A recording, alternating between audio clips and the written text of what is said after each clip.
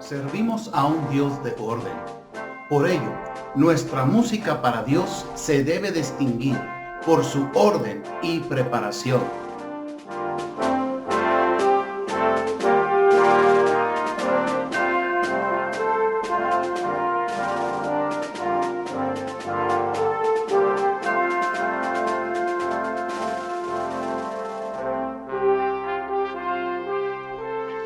Hola, quiero hablarte de un amigo mío, se llama Juan.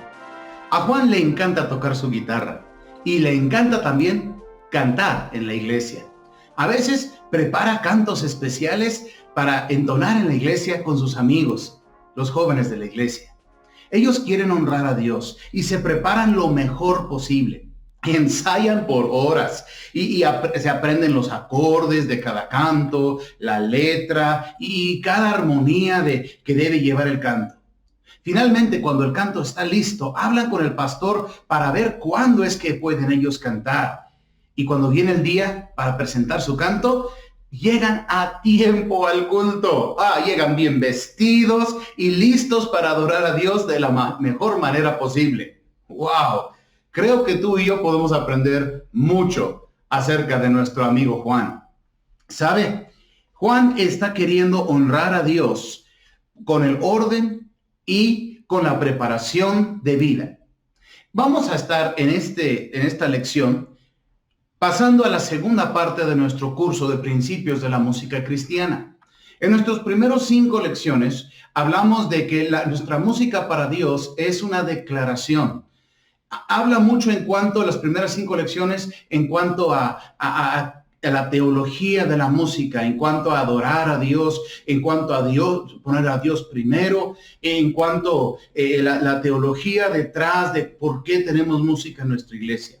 Ahora en esta segunda parte vamos a meternos un poco más en el lado práctico.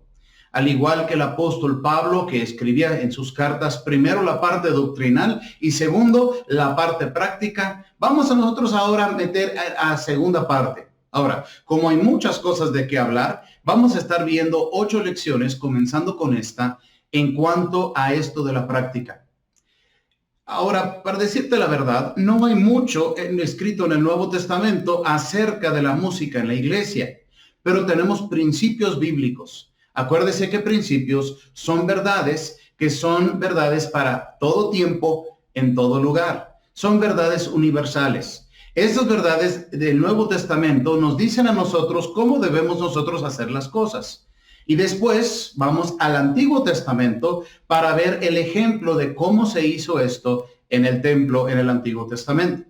Bien, comencemos nosotros ahora en 1 Corintios. Ahora acuérdense, 1 Corintios, Pablo está escribiendo no a una iglesia ordenada y bien preparada para servir a Dios, sino es la peor iglesia, la más desordenada, la peor de las iglesias de Pablo estaba en Corinto. Encontramos en 1 Corintios, en capítulo 5, que tenían problemas morales bastante serios, tenían divisiones, lo vemos allá en el capítulo 1, donde dicen, yo soy de Pablo, yo soy de Apolos, yo soy de... ¿Se acuerdan? Sí, es terrible. Tenían problemas con su testimonio. Incluso estaban demandándose unos a otros. Lo puede ver usted en capítulo 6. Y ahora en capítulo 14 podemos ver que había desorden en sus cultos. No solamente el testimonio de esta iglesia estaba por los suelos, pero también ellos estaban teniendo problemas dentro del mismo grupo. Ahora, veamos en 1 Corintios capítulo 14 y vamos a ver que estos principios del Nuevo Testamento en cuanto a cómo debemos hacer las cosas dentro de los cultos. En 1 Corintios 14:33 dice la palabra de Dios, pues Dios no es Dios de confusión, sino de paz. Tomemos desde el verso 32 para entender el contexto. Y los espíritus de los profetas están sujetos a los profetas, pues Dios no es Dios de confusión, sino de paz.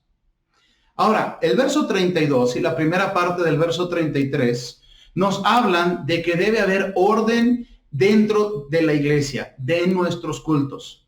El verso 32 está hablando de los profetas, o las personas que hablaban la palabra de Dios.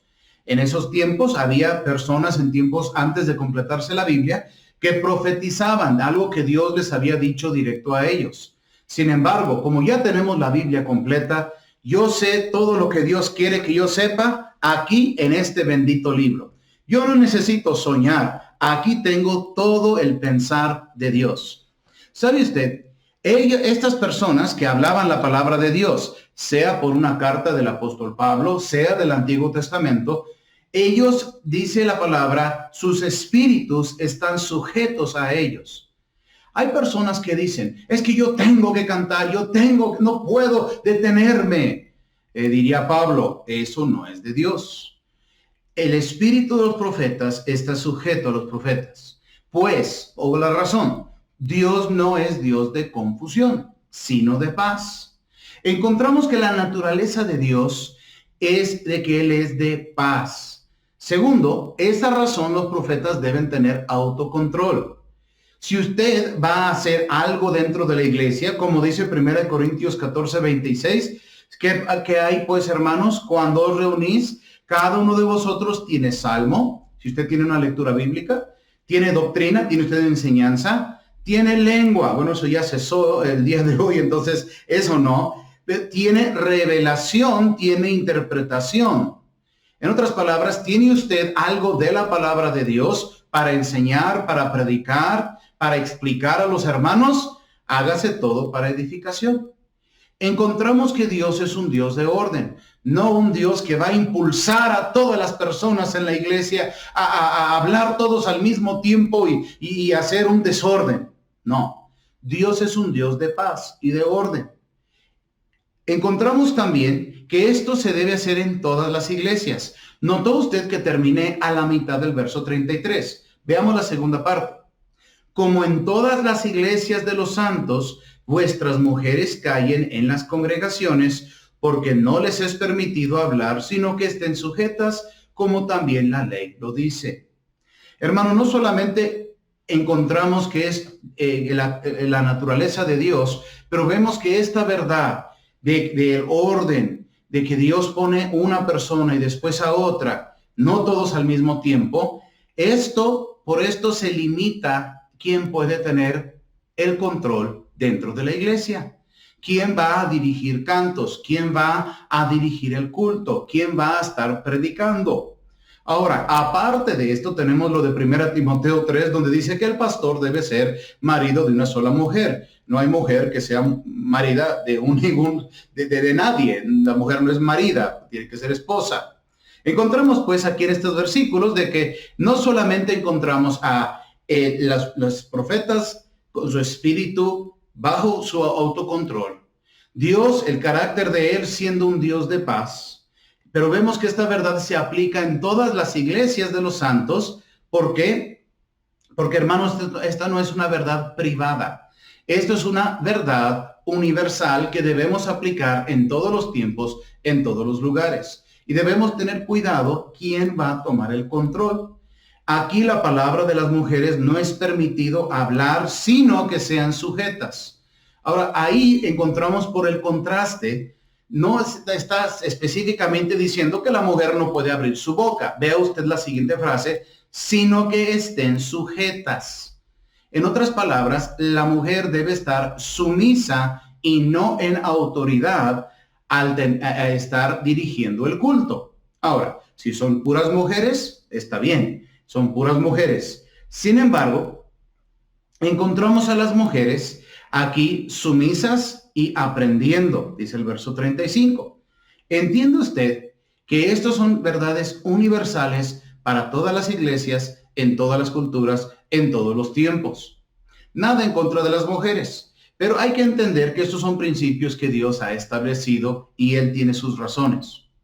Ahora, vemos no solamente la naturaleza de Dios, que es un Dios de paz, pero también el mandato de Dios. Vea usted el último versículo de 1 Corintios 14. Pero hágase todo decentemente y con orden. Pero hágase todo significa todo el culto, todas las actividades de la iglesia. ¿Qué es lo que manda? Decentemente y con orden.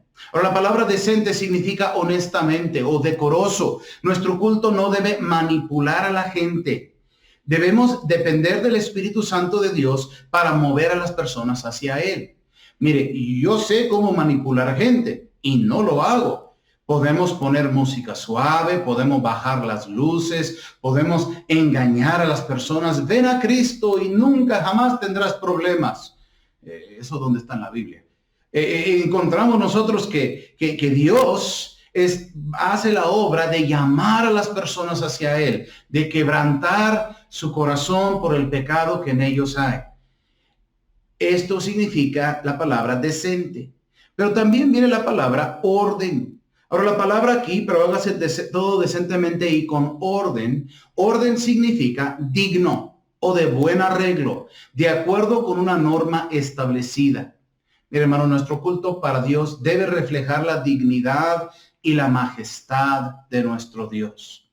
Mire, yo entiendo, a veces de pronto, de la nada, llega usted a un lugar y me ha pasado a mí. Llegué a un pueblo una vez y los hermanos que me dieron la bienvenida, hermano, supimos que venía a vernos, ¿va usted a predicar? Pues no lo había pensado, hermanos, no vengo listo, no vengo. Hermano, por favor, tenga culto. Hemos estado varias semanas sin poder ir a un culto. Ok, bueno, discúlpenme un segundo, y fui y traté de espolvarme un poquito del camino y buscar en mi Biblia el sermón, no lo tenía listo, y buscar 2 o 3 cantos para entonar, hermanos. Pero hermano, eso no debe suceder cada domingo y cada miércoles o jueves o martes o el día que tengan cultos. Usted sabe que va a tener cultos esos días. No le debe tomar por sorpresa. Teníamos culto. Yo no sabía que el domingo seguía el sábado. Sí, resulta que un domingo sigue después de cada sábado y así ha sido por miles de años. Hermano, prepárese. Prepárese, alístese antes de llegar. No esté usted ojeando el último momento. ¿Qué voy a hacer aquí? No, hermano. La preparación debe ser antes de la hora del culto. El predicador debe saber qué va a predicar. El que dirige cantos debe saber cuáles cantos va a dirigir, cuáles músicos van a intervenir, cuáles cantos especiales va a haber. No a última hora. ¿Alguien quiere cantar? ¿Alguien? Por favor, un canto para Dios. ¿Algo? Y los grillos cantan. No, hermano. Prepárese. Haga las cosas decentemente y con orden. Ahora, vamos al Antiguo Testamento para ver algunos ejemplos de cómo se hizo esto. Para empezar, vamos a Primera de Crónicas, donde vamos a Primera de Crónicas capítulo 23. Y vamos a ver la preparación para el ministerio de la música. La preparación para el ministerio de la música. Encontramos acá en Primero de Crónicas, fuimos de Primero de Corintios a Primero de Crónicas, que David separó a 4,000 músicos consagrados. 4,000 músicos consagrados de entre los levitas para alabar a Jehová. Primero de Crónicas 23:5 dice, además 4,000 porteros y 4,000 para alabar a Jehová. Dijo David, con los instrumentos que he hecho para tributar alabanzas. ¿Sabe usted? David nunca vio el templo. Entonces queda claro que David está preparando a estas personas. David, ¿saben cuántos cultos estuvo en el templo? Ninguno. Porque el templo no se hizo hasta varios años después de su muerte. Su hijo Salomón fue el que construyó el templo. David nunca vio el templo. Él entonces preparó 4,000 cantores, 4,000 músicos que con los instrumentos que había hecho para tributar alabanzas. Ahora, vea usted, 4,000 de estas personas no eran para el ministerio del tabernáculo. David conocía el tabernáculo, pero 4,000 personas no podían entrar dentro del tabernáculo. No se podía, era demasiado pequeño. Él los estaba preparando para el templo.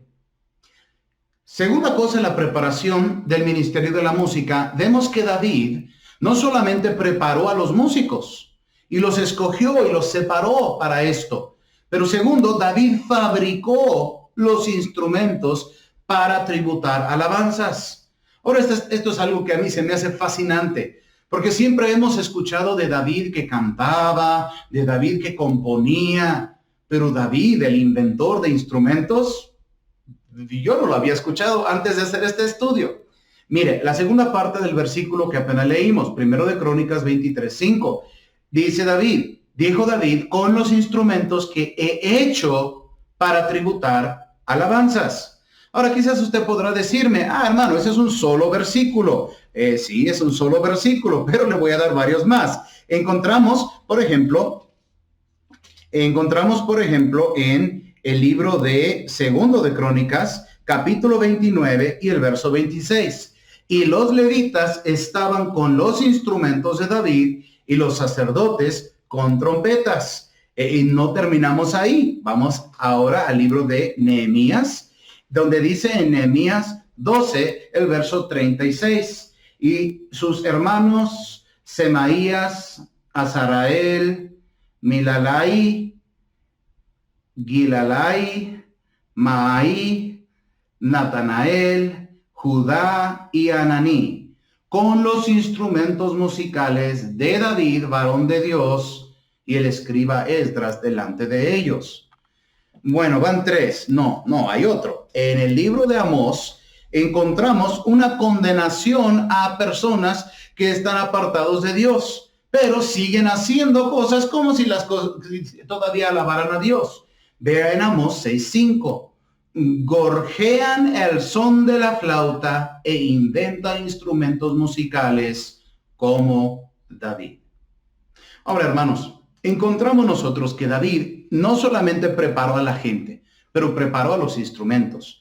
Él escogió cuáles instrumentos iban a estar dentro de la alabanza. Y cuando no encontró un instrumento, lo inventó. ¿Qué cosa? Hoy en día todavía hay arpas pequeñas que llaman arpa de David. Qué hermoso instrumento y qué hermoso sonido tiene ese instrumento. ¿Sabe usted? Cuando nosotros estamos cantando a Dios, no solamente tenemos cuidado de quiénes lo van a hacer, quiénes van a estar encargados de la música, como David en Primero de Crónicas 23, pero también debemos tener cuidado con cuáles instrumentos vamos a estar usando para alabar a Dios. Ahora, aparte de los músicos, aparte de los instrumentos, David en Primero de Crónicas 25, verso 7, hizo algo. Dice, y el número de ellos con sus hermanos instruidos en el canto para Jehová, todos los aptos fueron 288. Wow. Ellos eran instruidos en el canto de Jehová. Ellos eran aptos. Estaban divididos en 24 grupos de 12 cantores cada grupo. Imagínense qué hermoso ser parte de una de estas cuadrillas, de uno de estos grupos de 12 cantores. Su trabajo de ellos en su vida era cantar a Dios. 288 de ellos. ¡Wow! ¡Qué impresionante! De nuevo, encontramos que esto fue preparado antes aún de la construcción del templo. No era, hagamos el templo y después a ver quién canta, o a ver con qué instrumentos tocan, o a ver quién va a ser músicos. No, esto se había hecho años antes. Primero se preparó la alabanza aún antes de preparar la mezcla, aún antes de cortar piedras y traer maderas preciosas. Se preparó primero la alabanza. Ahora, hermanos, no solamente hay preparación para el ministerio de la música en el Antiguo Testamento, pero también encontramos cómo ellos practicaban esto, cómo era la práctica del ministerio de la música en los tiempos del Antiguo Testamento. Para esto, vamos a ver en Primero de Crónicas, de nuevo, en el capítulo 25, pero ahora el verso 8.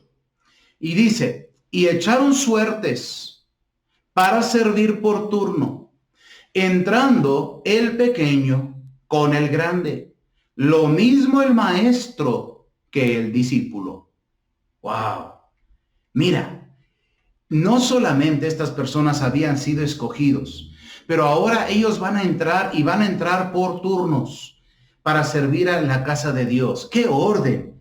Y entraban por turnos, y estos turnos, hermanos, eran de día y de noche, y les tocaba servir sin falta.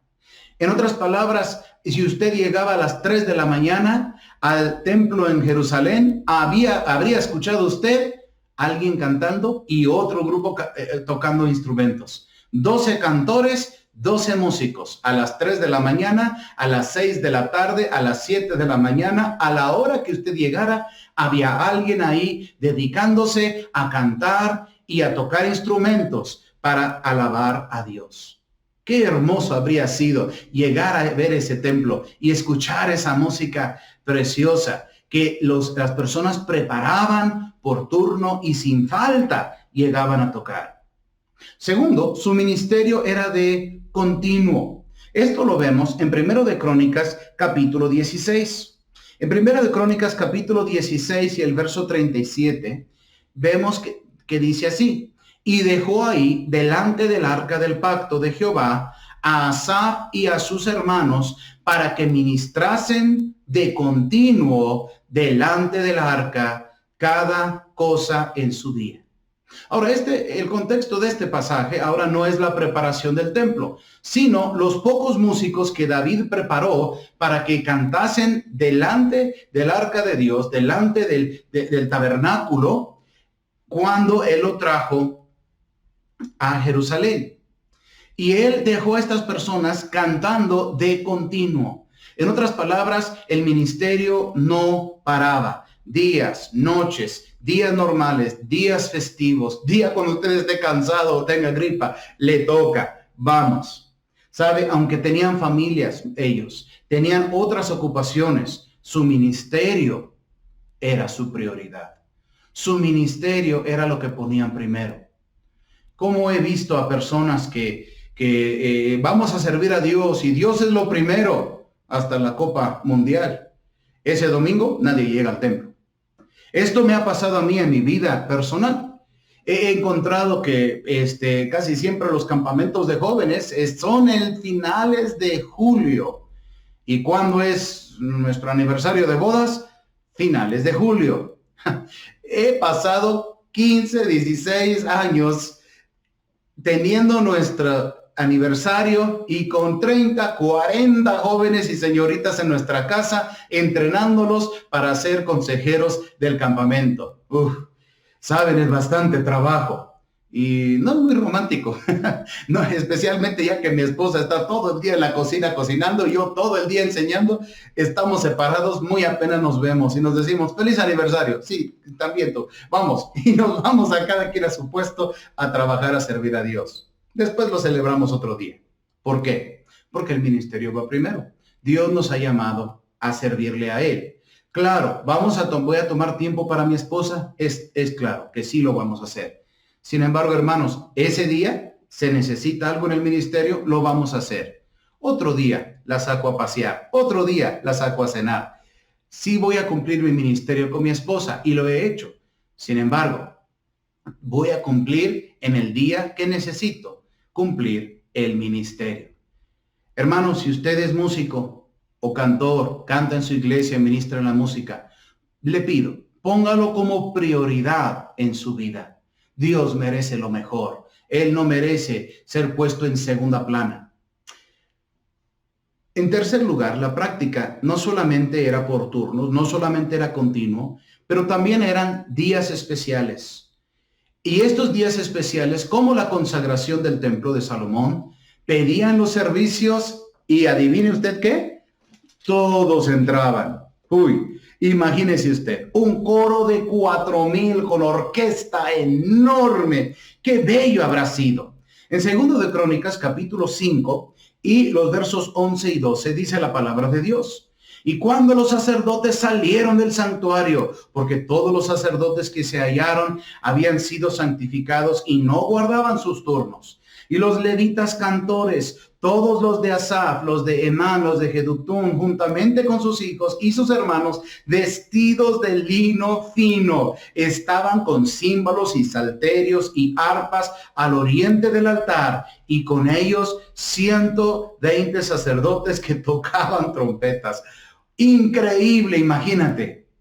En días especiales no aplicaban turnos. En días especiales todos llegaban a servir.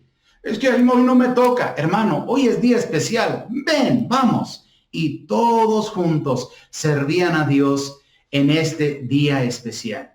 ¿Sabe usted? El salmista nos manda a nosotros ser diligentes en el ministerio de la música. La palabra de Dios nos dice en Salmos 33:3, cantadle cántico nuevo, hacedlo bien, tañendo con júbilo. Entiende que servir a Dios tocando un instrumento o aún cantando es algo que le va a tomar trabajo, esfuerzo y esmero. Le va a tocar hacer un sacrificio de alabanza. Va a tocar hacer cosas que son difíciles, aprender algo nuevo, aprender a hacer algo distinto, a ensayar hora tras hora tras hora. Pero sabes, no solamente David, pero también Pablo nos dice, escucha lo que dice el Nuevo Testamento, por si dudabas si esto estaba en el Nuevo Testamento, en lo que requiere diligencia. Y vaya que esto de la música requiere diligencia. En lo que requiere diligencia, no perezosos, fervientes en espíritu, sirviendo al Señor. Hermanos músicos, hermanos cantores, hermanos que están involucrados en algún aspecto de la música en su iglesia, hagámoslo bien porque nuestro Dios así lo merece. Él merece lo mejor de los músicos, lo mejor de los cantores. Él merece que lo hagamos con orden y con una preparación que es digno de Él. ¿Sabe? Tenemos mucho que hacer, mucho trabajo que preparar para que podamos nosotros servir a Dios con lo mejor de nosotros. Entonces, siga ensayando, siga estudiando, siga preparándose y siga alabando a nuestro Dios, porque Él es digno de lo mejor de nosotros. Dios les bendiga. Nos vemos en la próxima clase.